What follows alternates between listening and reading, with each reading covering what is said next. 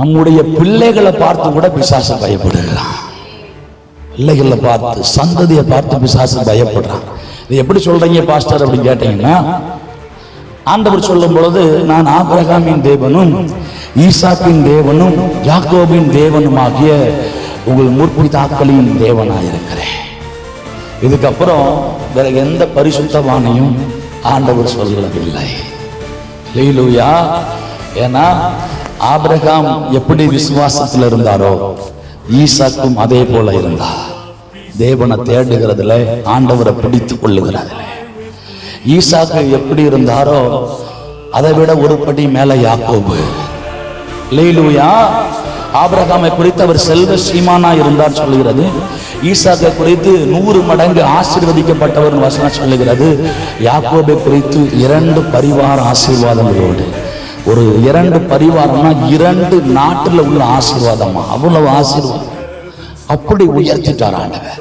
இந்த 3 பேரை மையப்படுத்தி சொல்ல சொல்ல சொல்ல பிசாசு என்ன பண்ணிட்டான்னா, அடுத்து தலைமுறைகளை எலும்ப விடாதபடிக்கு, கவனிய, மோசையின் பிள்ளை நட்சத்திரமாய் ஜொலிக்க முடியவில்லை, தாவீதின் மகன் நட்சத்திரமாய் ஜொலிக்க முடியவில்லை.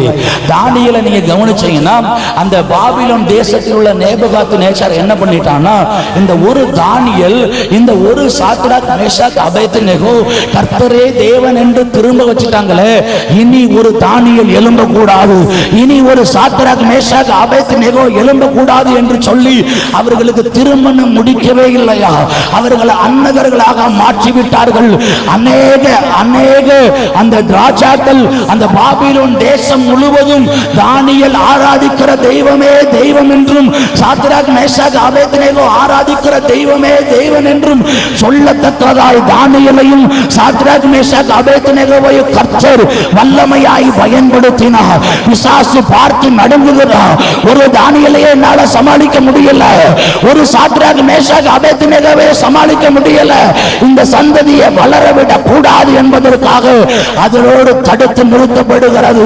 புதிய உடன்படிக்கையில வசனம் சொல்லுகிறது, மாம்சமான யாவர் மேலும் என்னுடைய ஆவியை ஊற்றுவே, உன்னுடைய புத்திரர்கள் மேல, உன்னுடைய சுதன்கள் மேல, உன்னுடைய குமாரர்கள் மேல, குமாரத்திகள் மேல, ஊழியக்காரர் மேல, ஊழியக்காரிகள் மேல, எல்லாரும் மேலும் அவருடைய ஆவியை ஊற்றி எல்லோரும் தேவ சாயலை பெற்றுக் கொண்டவர்களா.